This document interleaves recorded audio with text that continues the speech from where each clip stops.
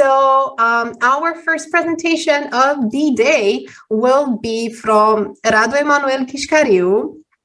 He has been a long time, member of the DefCamp community, and it's my pleasure to introduce him. And I'm very keen on learning from him, a deep learning approach to phishing detection, which has been top of mind for everyone in the past year and a half, and will be for a long time.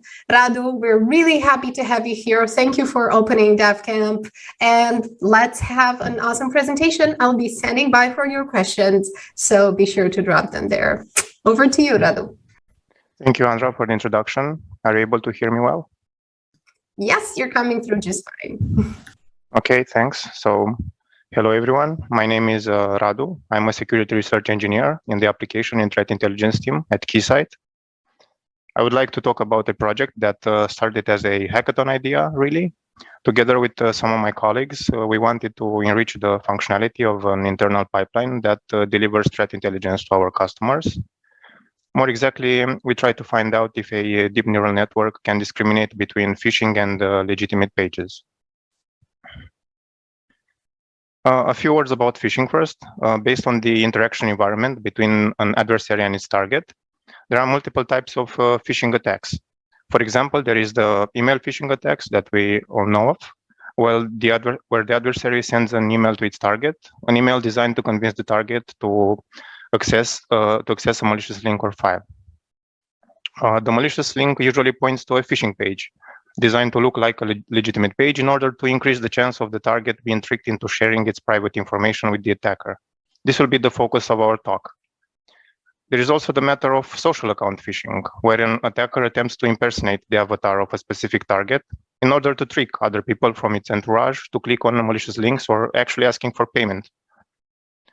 Another type of phishing attack is the voice phishing or vishing. In this type of attack, an adversary usually attempts to present itself as the target or as a relative to obtain private details from entities that have a contract with the target. Now back to website phishing. To introduce the context of the project, allow me to say a few words about RapSheet, one of our products. RapSheet is a system that is designed to autonomously collect and keep track of IPs that are shown to be related with malicious activities. This information related to the activities of a malicious IPs is stored in documents that we call RapSheets, one for each IP that the system finds. RapSheets can be created for phishing pages as well. This works like this. A fetcher receives an URL as an input and attempts to download the HTML page located at that URL. If something is found, then a screenshot of the rendered page is taken as well. Then the HTML page is analyzed by a set of antiviruses and phishing classifiers. The results are aggregated, and a voting system decides if a RapSheet will be created. Because antiviruses often lack signatures for certain phishing pages, we have developed our own phishing classifiers internally. While trying to improve the predictions for such a classifier, we often found ourselves looking both at the screenshot features and the URL to establish whether the domain is legitimate or not. Then we thought, why not train a deep neural network on the screenshots that we were already collecting, a network that would apply the same logic, that is taking into consideration both the screenshot features and the URL. That way, we could come up with a new detection in the voting system. Studying the literature, we came across a research paper that we considered to be tangent to our problem. In fact, we have decided to consider this paper's approach as a starting point for our project and build upon its ideas. The approach is well summarized in this picture from the paper. First, we start with a list of trusted websites. The trust is granted by the website's domain. Then, we train a neural network with the purpose of learning trusted website identity. We train such a network with various screenshots taken from each of the legitimate websites. They would be represented by the points in the green center zone. Once a knowledge base is established, pages with similar visual appearances to the learned ones are considered phishing attempts. They would be represented by the points in the red zone. Pages with different or unknown features are to be considered other legitimate pages that are not yet part of the trusted website zone. One limitation of this kind of approach is that it might be able to detect only phishing pages associated with the websites in the trusted list. But at the same time, a large advantage is that new legitimate websites can be incorporated without too much effort into the existing model, without changing the neural network architecture. With this approach established, it is time to think about producing a dataset. We have consulted Alexa Top 500 to decide upon what sites should we start with. To obtain screenshots for legitimate and phishing sites, we mainly had two sources. Firstly, we used our own phishing sites collectors, going manually through the data to curate it. We have also contacted the paper's authors, as they were willing to share their dataset, and we have used it to cross-reference with what we have. Since for starters, we wanted to train a model only with the data from our collectors. Let's see a couple of examples of phishing pages that we encounter. In this example, we have a phishing page for Amazon website, and as we can see, there is a large degree of similarity between the two, albeit a small difference here. They are quite similar. The same can be said about this example, a phishing page for eBay. There are some differences, but overall they're quite similar. But we have also this kind of phishing pages in which the attacker would only care about using certain colors or logos of the legitimate website, hoping that this will be enough to trick the target. In the same manner, here we have a phishing page for PayPal. The attacker only includes the PayPal logo and a credential phishing form, which is somewhat similar to the one of the legitimate page. But we encountered this kind of examples as well, in which the attacker would include a credential phishing form that is not at all present normally in the application. So we have this kind of situation as well. To conclude, looking at the screenshots, we have noticed that there are phishing attempts that try to closely mimic the legitimate websites as expected, but there are also phishing sites that just have some basic identifiers, such as logos and standard text or colors that you would usually expect to find on the corresponding legitimate website. There are even cases of attackers adding phishing forms to applications that do not have such a feature. As this kind of variation was not enough, the variation is increased by different website languages and changes in the page design that need to be taken into consideration as well when trying to build such a model. Based on these observations, we decided that in order to learn a website identity, because that is our purpose, we should include phishing samples in the training step as well, such that the features that are characteristic to a website can be picked up both from legitimate and from phishing sites. And this can be regarded as a form of augmentation. After we collected the data, we have split it into three categories, namely training, validation, and test. The training dataset contains the screenshots from 55 trusted websites with both legitimate and phishing samples, amounting to 2380 screenshots. To help the model generalize a little better, we have included 4 forms of augmentation applied to the training data. Firstly, we applied brightness control to mimic certain pop-ups that show up sometimes when reaching a website. Secondly, we applied the random cropping to force the model to pick up certain relevant features and color palettes. Also, as mentioned earlier, we decided to include screenshots of sites in different languages and phishing samples in the training step as well, so that the model can pick up relevant features both from legitimate and from phishing sites. The validation dataset contains different screenshots for the same websites that are present in the training dataset, and the test dataset contains 2 types of screenshots, either for known sites that appear in the training set and for unknown sites. And by unknown, I mean sites for which there aren't screenshots in the training dataset.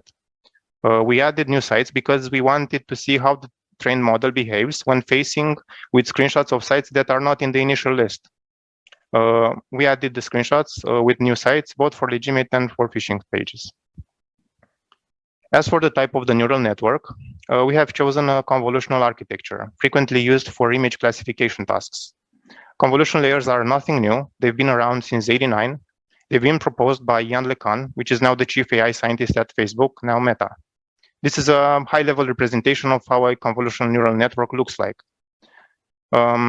we have an input image that is filtered which is iterated with filters of certain sizes. Convolution layers are then applied sequentially to a smaller region of the input image. Their role is to transform the input volume in thinner volume with larger and larger depths. Each layer is responsible of learning different types of features. The shallow layers that have smaller depths are learning features with small complexity, such as directed edges, while the deeper layers with thinner volumes are picking up more complex features, such as shapes, group of objects, and various patterns. This process of convolving, applying nonlinearity, and pooling is repeated a couple of rounds until the spatial information is extracted from the image.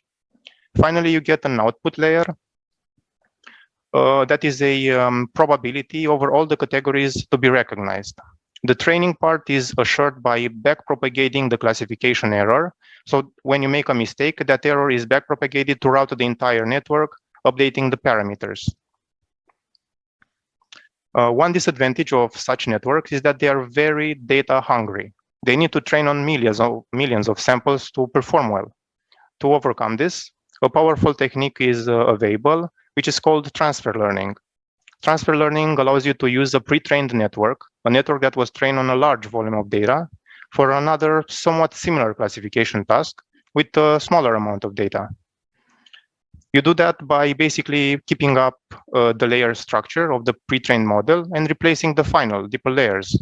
Then you must fine-tune the new architecture to the data available on the task that interests you. The fine-tuning part refers to blocking the weights of certain layers so that backpropagation won't affect them, or adding new layers, or changing the value of some parameters, or all of the above. For our task, we took a pre-trained architecture, removed the output layer, and adjusted for our problem. We tried various pre-trained networks, but the one that showcased better results with the smaller number of parameters was EfficientNet. Together with the layers that we added, we had the total of 37 million parameters. Further on, we took this network and integrated it into an architecture called CMEs network. The CMEs network aims at learning how much different images are amongst themselves based on a similarity function. In a CMEs architecture, the input is represented by a triplet of images. The convention is that the first image is called an anchor. This is the baseline image. The second image is called the positive sample, and it represents an image similar to the anchor. In our case, an image of the same website. The third image is called the negative sample, and it should be an image different than the anchor. In our case, the negative sample will be the image of a website different from Bank of America, from which we have chosen the anchor and positive sample. We feed this triplet into the model based on transfer learning that we talked about earlier, which we can perceive as an embedding model. Since the model will produce embedding arrays, representation of the websites in the embedding space. The learning objective is then to have a model that outputs similar embeddings for the anchor and the positive sample, so for image of the same website, and respectively very different embeddings for the samples of the different websites. To put it differently, the model weights have to be adjusted during learning, such that the distance from the anchor to the positive sample is small, while the difference from the anchor to the negative sample is large. To satisfy this condition, we have to define a loss function in the following manner. Giving a triplet of anchor, positive, and negative samples, we define d of AMP as the Euclidean distance between the embeddings of the anchor and the positive sample. In the same manner, we define d of AN as the Euclidean distance between the embeddings of the anchor and the negative sample. A good embedding model would make d of AMP smaller than d of AN. But in practice, we add an alpha parameter, margin, to push the distance farther apart from each other and make the model more robust. As the loss function should return a value larger or equal to 0, we define the loss as the maximum between the difference of the distances plus the margin and 0. This means that if the difference is negative, then the loss will be 0. A negative difference means that d of AMP is smaller than d of AN, and this is exactly what we want. The goal here is to penalize the model only when the difference is very large, when the negative sample is closer to the anchor than the positive sample. Now that we have finished with the theory, let's see how the training went. We used TensorFlow GPU Python library to code this up. The model was trained on a machine with an NVIDIA RTX 1319 GPU, and 64 gigabytes of RAM. The triplets are selected at random from the existing data, respecting the anchor positive and negative convention, and then they are fed to the model. The screenshots of the unknown websites in the training set are only used as negative samples. We can illustrate the model's training improvement over time by doing a t-SNE plot. t-SNE stands for T-distributed stochastic neighbor embedding, a fancy name for an algorithm that basically reduces a high-dimensional vector, a representation of the website, to a two-dimensional vector through a series of repeated projections, so that we can plot it in the 2D space. This will help us visualize how the embeddings of different websites are distributed in the embedding space as the training progresses. Initially, without any training, the embeddings are distributed quite randomly across the embedding space, but after a few iterations, we can see how multiple clusters emerge. And as the training progresses, the clusters start to separate quite nicely, each cluster representing a specific website. A thing to note here is that the axis values have no practical meaning for a t-SNE plot. This is just something that can help us visualize how the training task progresses. After the training is complete, we have to produce predictions for the validation and test samples. The prediction is done in the following manner.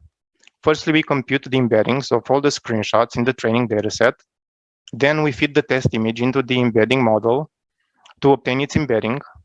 Then we have to find the minimum distance between the embeddings of the test image and the embeddings of the training images.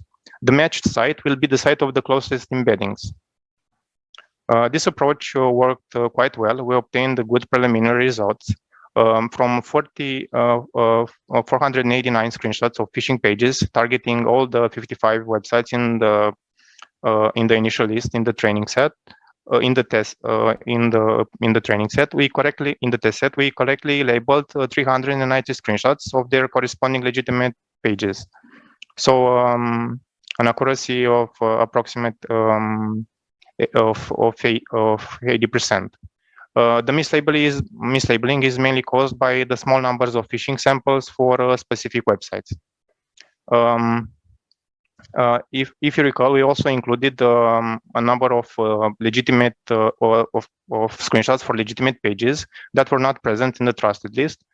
And from those, we correctly labeled 154 screenshots as unknown legitimate websites.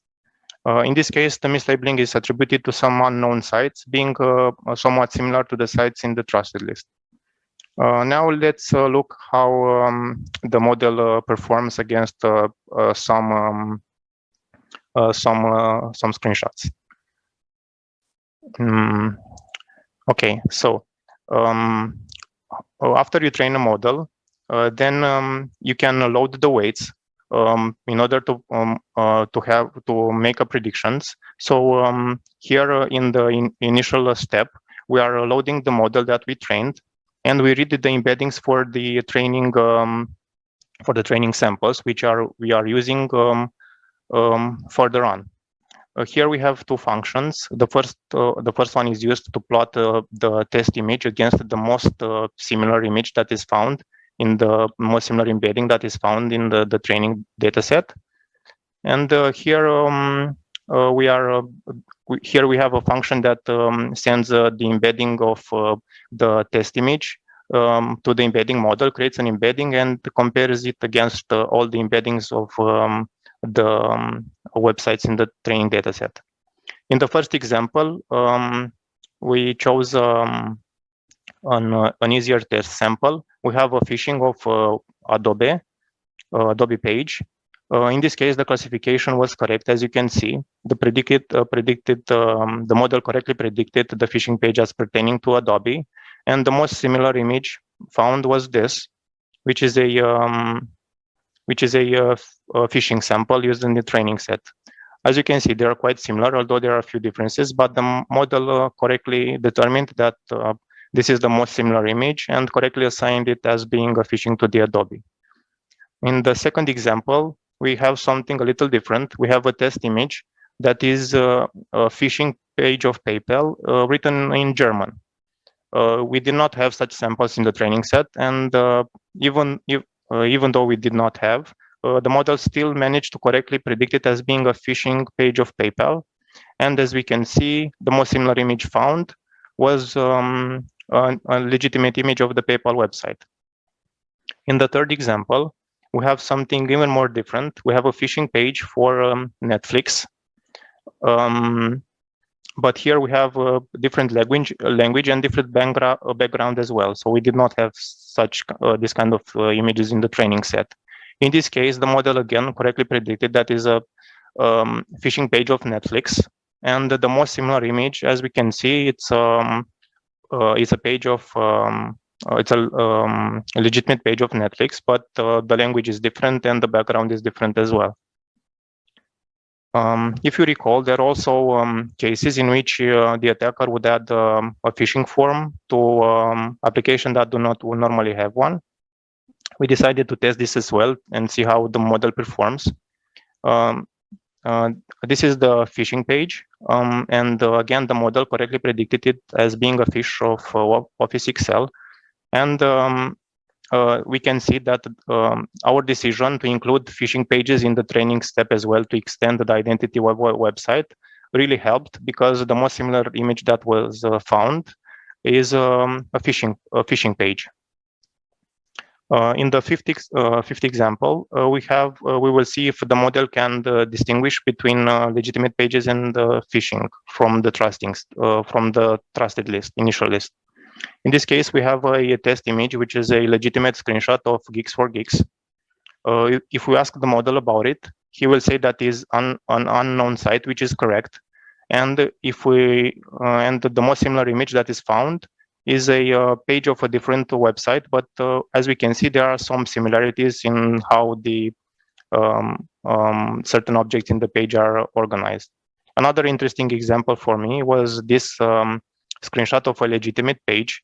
Again, the model correctly predicted as being an unknown site, but as we can see, even though the website is different, there are some similarities in how the objects are distributed across the website. So again, the model correctly predicted what was going on here. Okay. Now we have to ask ourselves, of course, as security researchers, if we can bypass this model. For example, let's think about a model designed to detect spam emails. Usually, these models are built based on some keywords indicative of spam or non-spam. These keywords are given certain weights during training, and the resulted model computes a metric for the likeness of an email being spam. But the spam authors, knowing this, they've started to introduce misspellings intentionally to certain words in the email. This is the reason why sometimes spam is written like this, and it's a good way of bypassing such a detection heuristic. And similarly, in our situation, one approach to bypass the model is to come up with images that visually resemble the screenshots of legitimate website, but they have some imperceptible differences, such as some added noise or maybe some small offsets in the position of certain websites in certain objects in the website. But this topic of adversarial machine learning is for another presentation. This was my presentation. I hope that you enjoy it. Thank you very much for your attention. Thank you so much, Radu. Please don't go anywhere. This was really exciting, and I think that it is definitely, and thank you for ending this with one of the cutest things ever. This was a very insightful and detailed presentation. So thank you for walking us through your entire research, which I bet you took a lot of effort and energy. So I have just a couple of questions for you so we can, understand your experience with the community as well, and kind of, how this became a key topic of interest for you. So what was the trigger for this particular piece of research? What led you to devote, so much time and effort into this particular topic? Thank you for the question. As I've mentioned at the beginning, this kind of started as a project for hackathon. We noticed that we have something in our pipeline, some kind of information that we pulled that wasn't used. And we saw that there is this repeated action that we do. We were looking at the URL, we were looking at the screenshots to determine if something is phishing or not. And we wanted to see if such an approach is could lead to good results. And also I was trying to get acquainted with this field of machine learning and deep learning in particular, which I think is a tool that can help you in certain situations.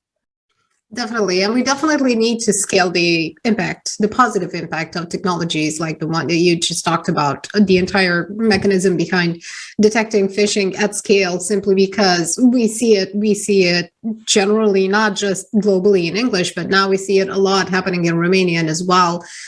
They've seen an uptick in phishing attempts as a user, and obviously reporting them, but I always check them. I run them through VirusTotal, and they're always, you know, domains, they come from domains that have zero detection. So there's clearly kind of the old cat and mouse game that happens in security with many, many things, but this is at scale, and we definitely need a lot more help with this. Have you shared any of your research with other people in the community until this presentation? What kind of, you know, what are their concerns and worries around phishing, and how much does it impact their jobs from what you know? I've worked at multiple blog posts during my time at Keysight. I've been posting things about fuzzing, about malware analysis. This was kind of a new project for me, as I didn't dwell myself into this field of machine learning and deep learning before. And there are a lot of resources online if you want to learn about it and you want to see how it can be used. You can see presentations about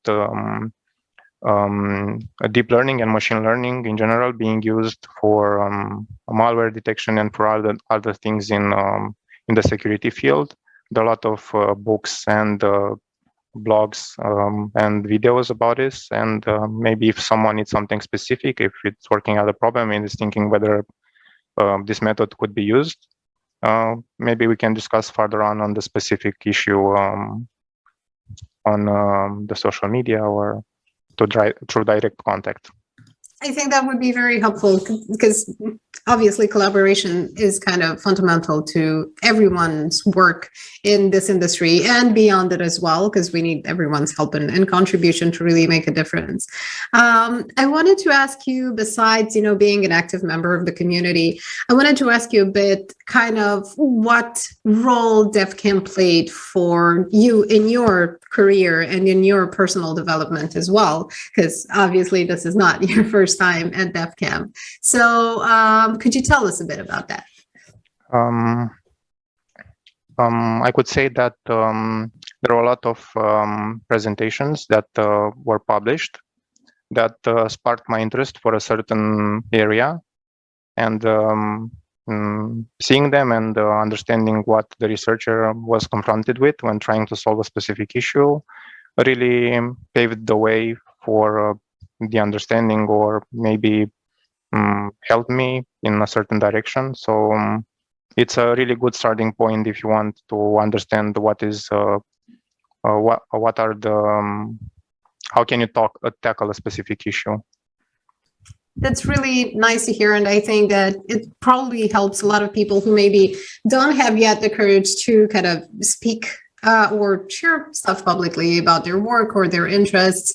And I'm really glad to see that there's been a kind of an uptick, a bigger number of people sharing what they learn and sharing their journeys and sharing their personal worries or feelings of imposter syndrome that everyone gets every now and then, as much as we're incredibly, you know, passionate and interested in trying to do our best day after day. I think this is very helpful for others. What was it like for you to kind of speak at DefCamp for the first time? Do you remember? I actually wanted to talk about that. You know, speaking in public doesn't come easy for many people, certainly for me. but I don't know what helps is that is this thing that you had access to a lot of resources that were open source and you used to learn, and you now have access to everything you need to learn mathematics, to learn machine learning, to learn security, to learn penetration testing and red teaming, and you can find a lot of them open source. And maybe if you offer just a little bit of perspective, like what you worked on, what was hard for you, and how you approached it, maybe someone will find will find that more than interesting. I mean, actually helpful. And I think it's a way to give it forward, so to speak. And it's also a good training because in these days you don't have, it's not sufficient you actually have to talk and to people, and you have to express your ideas, because you can whatever you are working at might have a bigger impact if you do that in a positive manner. That is so true. And thank you for mentioning all of these things and for sharing your experience. I think that it matters a lot. And the fact that you're leading by example and showing people that it doesn't have to be perfect for you to start, getting better at something, whether it's research, whether it's developing new skills, whether it's starting to talk about your work in public, as scary and as intimidating as it can be in the beginning. You start to get more comfortable with it, and it just starts to be, the deeper you're connected with a community, the easier it feels, because it becomes familiar territory and it feels comfortable, and you know that you're among people who want to learn from you, and that really changes kind of the mood and makes you feel more comfortable. So it was such a pleasure to have you with us, Radu. Thank you for kicking off DefCamp 2021. And I just want to remind everyone that you can connect with Radu on the platform. So reach out, find him, read his blog posts, and then we can all kind of go from there. So thanks again, Radu. I hope you enjoy the rest of the conference. Thank you very much for your attention, and have a nice day, everyone.